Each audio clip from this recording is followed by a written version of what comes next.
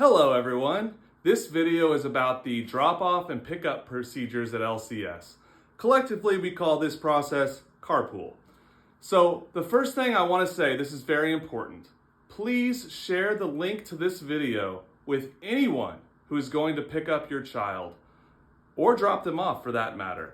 It may be grandparents or someone else in the family, an aunt or an uncle, maybe an older sibling. It's very important that everyone who goes through the line understands the process so it doesn't cause problems. And sometimes the information doesn't get conveyed. This video is a good way for that to happen. All right, let's talk about the procedures. First off, the normal procedure for dropping off your students in the morning begins at 7:30 a.m. At that point, the gate on the south side of our campus off of Lake Drive will be opened by Miss Shauna, and she will be there to greet the students, to watch over the drop-off process, to help smaller students get out of their car, and to direct them where they need to go. For the first day and for the first week, oftentimes parents in the elementary especially, they want to park, they want to walk their child in. That's perfectly fine. Just know it's going to be a little chaotic that first day especially. There's probably not going to be enough parking spaces for everyone. You may have to park on the other side of campus and walk through the office. All of that is fine. We just work through it on the first day, no problem. So the gate opens at 7:30. Classes start at 8:30. We recommend that students be dropped off between 8 and 8:15 is the best window. That gives them plenty of time to use the restroom, go to their locker, get their things in order, get to the classroom, get settled before class starts at 8:30. If you drop them off at 8:29, technically they may be on campus on time, but they're not going to be in class on time. They will most likely be counted tardy and delay this class getting started in the morning. So please try to be here no later than 8:15. Where does your student go in the morning?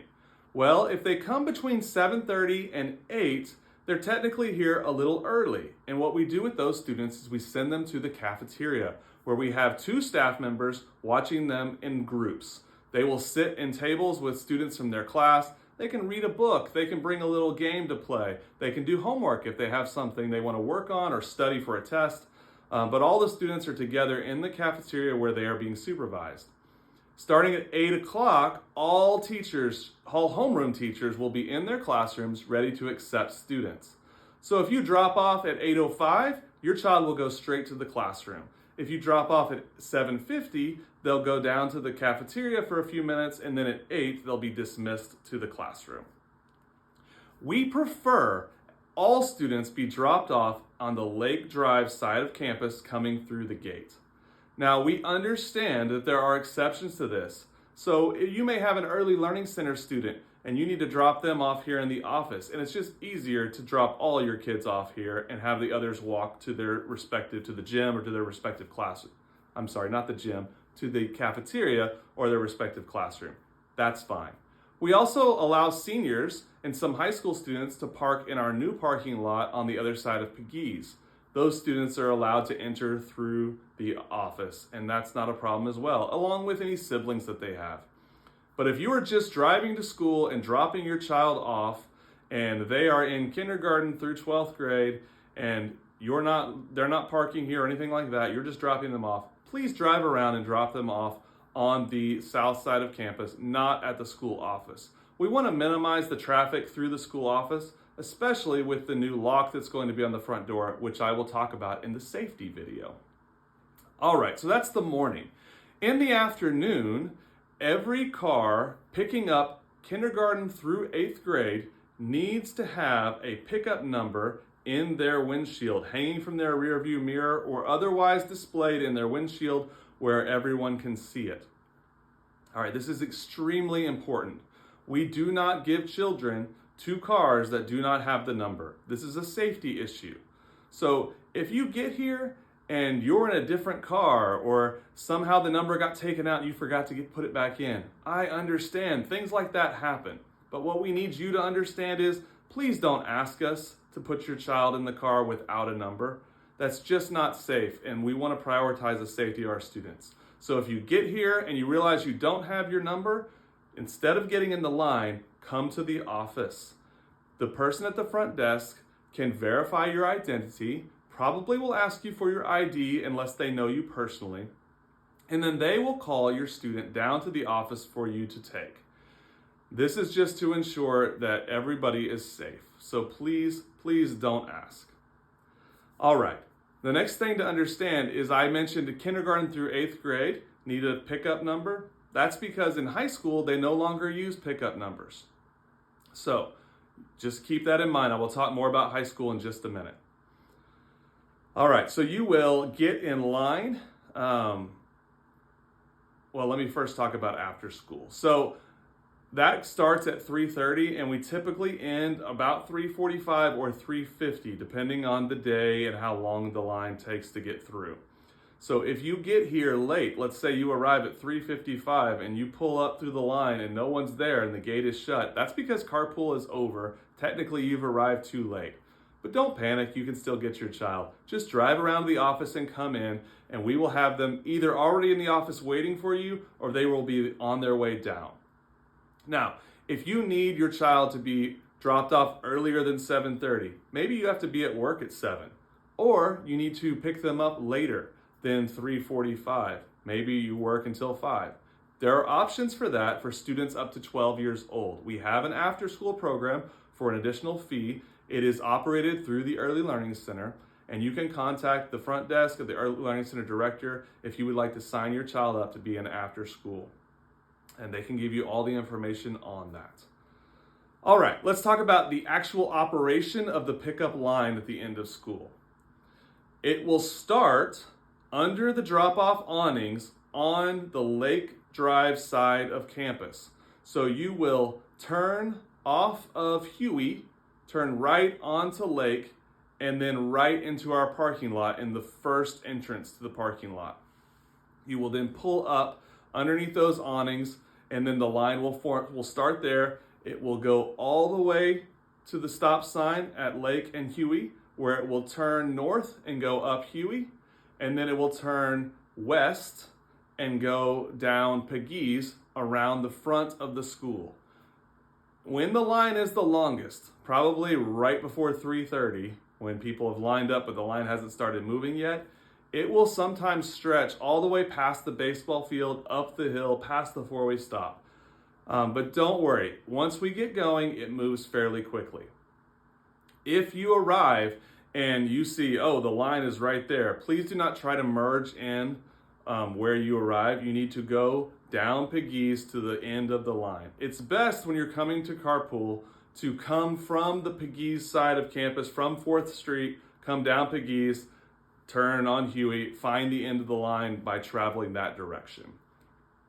All right, this is so important. I'm asking everyone to hear me. Please pay attention to where you are in the line and do not block driveways. Our neighbors are constantly going in and out of their houses. They're coming home from work. When they get home and they can't get in their driveway because your car is blocking them and you can't move because there's a car in front of you and a car behind you, they get very frustrated. And then they come and they yell at me, which I don't want to happen.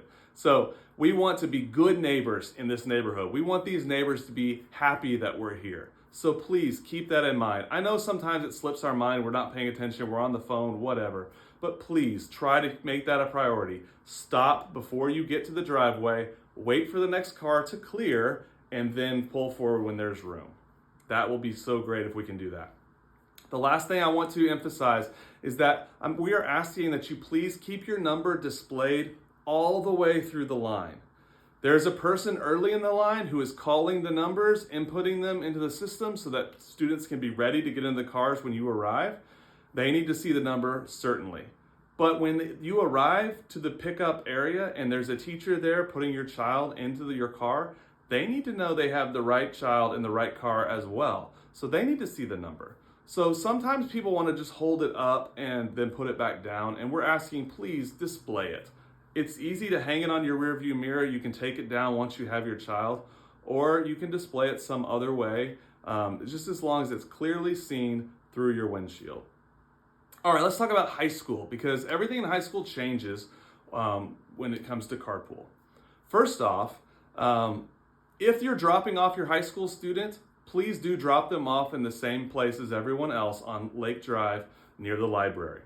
But if your student is driving, they're going to have to park here on campus. There is parking available by the junior high building past the carpool line, and that parking is primarily for high school students. We ask them to park there.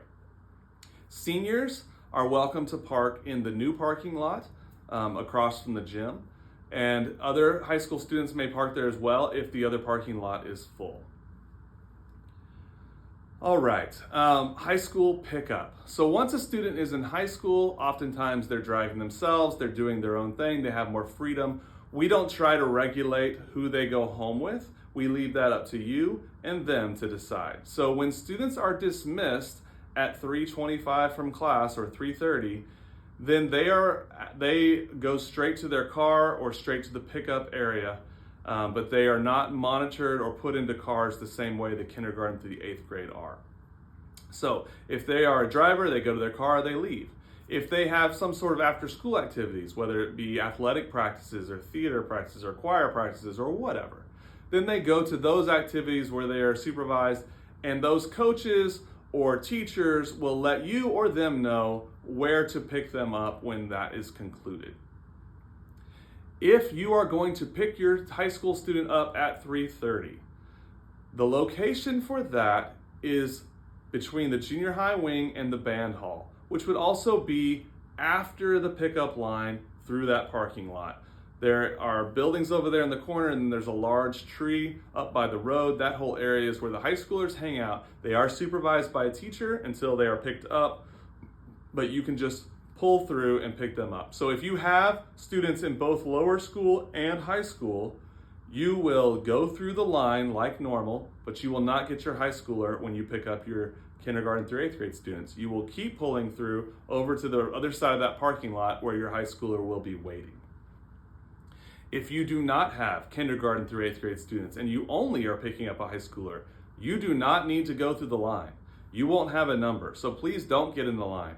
Continue to pull around on Lake Drive, skip that first entrance where the line is going, drive past that where the second entrance is and the large tree. You can park on the road there, or you can carefully pull into the parking lot and park in a space. Just beware that if the carpool line is moving, people are coming out that side, so we don't want to have a pile up. But find a space there. Your high school student will come to your car in that area. All right, I think that's everything on high school. Oh, one more thing. If your driver is going to take home students from kindergarten through 8th grade, that's perfectly fine, but we do ask that the high school student who's the driver come to the office, let the person at the front desk know, I'm going to pick up my siblings today. They are number 55 or whatever it is, and that person will call the students to the office, and then they can take them home. We don't want high schoolers going up and disrupting the carpool process, asking for their student and causing some confusion. All right, so at the back to school nights, we will have numbers available. We talked about this in the other video, but if you need numbers, if you are a new family with kindergarten through 8th grade students, you need numbers to pick up. If you are a returning family, kindergarten through 8th grade students, you will use the same number that you used last year. So if you don't need any extras, you don't need to go pick them up, but we do have extras available if they are needed. And if you are a returning family who came here previously but not last year, if you've been gone for more than 1 year, come to the table. You're going to have a new number, not the same number that you had before. All right, I hope this helped you understand how carpool works at LCS, and look forward to seeing you in the carpool line.